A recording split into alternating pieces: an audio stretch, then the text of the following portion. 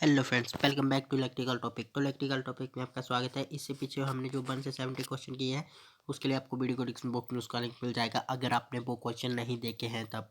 तो चलिए अब हम क्वेश्चन नंबर 71 से स्टार्ट करने जा रहे हैं। क्वेश्चन नंबर 71 जो है वेरी सिंपल सा क्वेश्चन है। इंडक्टेंस का चिन्ह संकेत है, मीन्स की इंडक्टेंस को किस साइन से पहचाना जाता है, ये इस क्वेश्चन में पूछा गया है। तो इंडक्टेंस को जो हमेशा एल से मापते हैं, मीन्स की एल होगा मीन्स की इंडक्टेंस। और आपको पता ही है एल जो है प्रेरकता का होता है और एच जो है वो क्षेत्र समर्थ्य का होता है। एच जो है क्षेत्र समर्थ्य का होता है और ई जो है वो ईएमएफ का होता है, ये आपको पता ही है। तो चलिए नेक्स्ट क्वेश्चन की तरफ बढ़ते हैं। नेक्स्ट क्वेश्चन भी एक सिंपल सा क्वेश्चन है। 72 क्वेश्चन। प्रेरकता मीन्स की इंडक्टेंस की इकाई क्या है, मीन्स की इंडक्टेंस की यूनिट क्या है। वेरी सिंपल सा क्वेश्चन है फ्रेंड्स। इसमें जो ऑप्शन दिए है वेबर, फेरेड, हेनरी या ओम।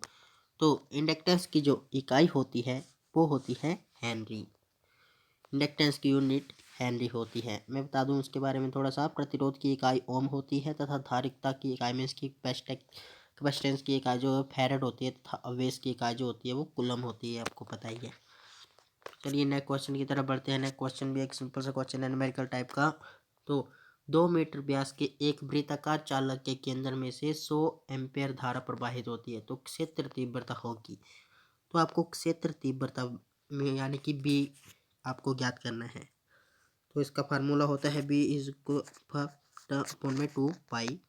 इस फॉर्मूले से ये जो एक क्वेश्चन निकल के आएगा तो इसका जो आंसर आएगा वो आएगा option number D, 2 multiply by 10⁻⁵ Newton ampere metre. अगर आप इस क्वेश्चन को फुली सॉल्व चाहते हैं तो प्लीज़ कमेंट करके जरूर बताएं। तो नेक्स्ट क्वेश्चन जो है, नेक्स्ट क्वेश्चन भी एक सिंपल सा क्वेश्चन है। 74 क्वेश्चन। निर्वात में विद्युत चुम्बकीय विकर्ण की गति। रेडियो तरंगों से बाह्य की किरणें बढ़ती है, रेडियो तरंगों से गामा किरणें जो घटती है सभी घटकों के लिए एक समान होती है, उपयुक्त में से कोई नहीं। तो 74 का जो राइट आंसर आएगा वो आएगा ऑप्शन नंबर ए, यानी कि निर्वात में विद्युत चुम्बकीय विकर्ण की गति रेडियो तरंगों से किरणें तक बढ़ती है। विद्युत चुम्बकीय विकर्णों की निर्वात की गति उसकी तरंग दैर्ध्य मीन्स की फोटोन की ऊर्जा तथा तरंग गति पर निर्भर करती है। यह निर्वात में ध्वनि में गामा किरणों तक बढ़ती है, मीन्स की गामा किरणों तक जो बढ़ती है। तो इसी प्रकार नेक्स्ट क्वेश्चन जो आएगा एक सिंपल सा क्वेश्चन है। नेक्स्ट क्वेश्चन भी टेंजेंट गैल्वेनोमीटर का चुंबकीय सुई छोटी होती है बल्कि चुंबकीय क्षेत्र होता है। वेरी सिंपल सा क्वेश्चन है। 75 क्वेश्चन। तो मैं बता दूं टेंजेंट गैल्वेनोमीटर का चुंबकीय सुई जो होती है वो छोटी होती है बल्कि चुंबकीय क्षेत्र केंद्र में समान और छोटा होता है।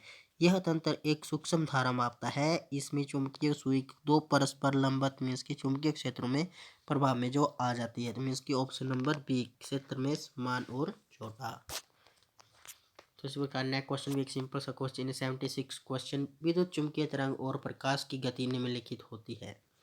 ऑप्शन नंबर ए पहले की गति दूसरे से अधिक, ऑप्शन नंबर बी दोनों की गति समान, ऑप्शन नंबर सी दोनों की गति दूसरे की पहले की गति के अधिक, ऑप्शन नंबर डी उपयुक्त में से कोई नहीं। तो 76 का जो राइट जो आंसर आएगा वो आएगा ऑप्शन नंबर बी, दोनों की गति समान होती है। तो इसके बारे में थोड़ा बता दूं, क्योंकि प्रकाश तरंगे भी एक प्रकार की विद्युत चुम्बकीय तरंगे होती है, इसलिए इनकी गति एक समान मानी जाती है।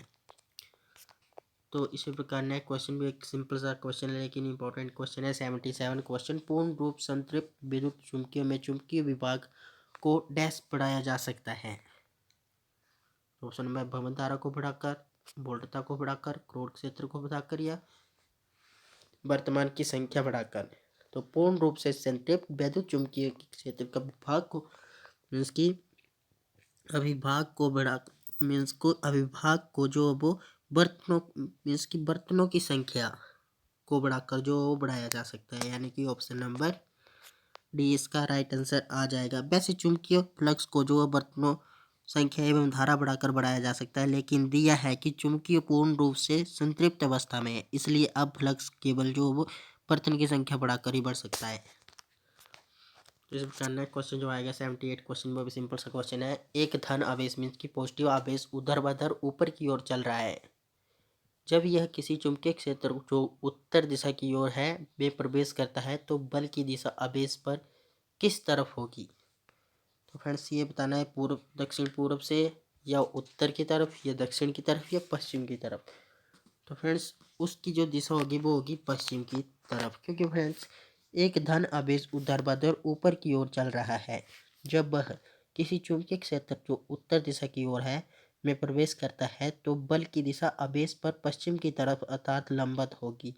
यह दाहिने हाथ की नियम के हथेली नियम से संबंधित होती है। तो एक ही क्वेश्चन से दो डाउट क्लियर होते हैं। तो 79 जो क्वेश्चन है वेरी सिंपल सा क्वेश्चन है। एक परिनालिका से स्थिर धारा प्रवाहित होती है। अगर एक कच्चे लोहे के गट्ठर की कुंडली को पूर्ण रूप से डुबो दिया जाए तब परिनालिका के अंदर चुंबकीय क्षेत्र क्या होगा? चुंबकीय क्षेत्र क्या होगा? ऑप्शन नंबर ए बढ़ेगा, ऑप्शन नंबर बी घटेगा, ऑप्शन नंबर सी पहले बढ़ेगा फिर घटेगा, ऑप्शन नंबर डी इनमें से कोई नहीं। तो 79 का जो राइट जो आंसर आएगा वो आएगा ऑप्शन नंबर ए बढ़ेगा।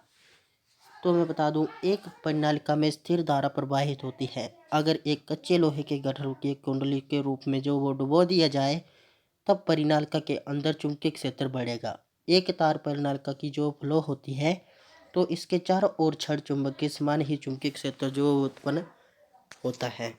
तो इसका राइट जो आंसर आएगा 79 का वो आएगा ऑप्शन नंबर ए। तो फ्रेंड्स आज का जो फाइनल जो क्वेश्चन है 80 क्वेश्चन वेरी सिंपल सा क्वेश्चन है लेकिन इंपॉर्टेंट क्वेश्चन है। निम्नलिखित में से किस विद्युत चुम्बकीय तरंग की तरंग दैर्घ्य अधिकतम होगी? ऑप्शन नंबर ए आवर्धन किरण मीन्स की जिसको इंफ्रारेड के नाम से जाना जाता है, ऑप्शन नंबर बी गामा किरणें, या ऑप्शन नंबर सी पराबैंगनी किरणें, या ऑप्शन नंबर डी बीटा किरणें। तो 80 क्वेश्चन का जो राइट जो आंसर आएगा वो आएगा ऑप्शन नंबर ए अवरत्न किरणें मीन्स की इंफ्रारेड जो किरणें होती हैं उसके। अवरत किरण मीन्स की इंफ्रारेड की किरणें जो तरंग दैर्घ्य अधिकतम होती है तथा आवर्ती मीन्स की फ्रीक्वेंसी जो है इसकी न्यूनतम होती है। गामा तरंग की तरंगे दैर्घ्य मीन्स की दैर्घ्य सबसे कम और इसकी एक्स किरणें फिर पराबैंगनी किरणें का होता है। इससे ज़्यादा दृश्य प्रकाश तरंग की जो तरंग दैर्घ्य होती है इसमें सबसे ज़्यादा जो अवरक्त किरणें होती है। तो फ्रेंड इसके बारे में मैंने थोड़ा सा बता भी दिया है। अगर आपको इनको क्वेश्चनों में कोई डाउट है तो प्लीज़ कमेंट करके ज़रूर बताएं। तो मिलते हैं नेक्स्ट वीडियो में नेक्स्ट क्वेश्चन के साथ। कल जो हम क्वेश्चन करेंगे वो करेंगे 81 to 90 क्वेश्चन। तो अगर आपने मैंने पीछे जो भी क्वेश्चन करवाए हैं उसमें से आपको किसी भी क्वेश्चन में डाउट है तो प्लीज़ कमेंट करके ज़रूर बताएं। Thank you.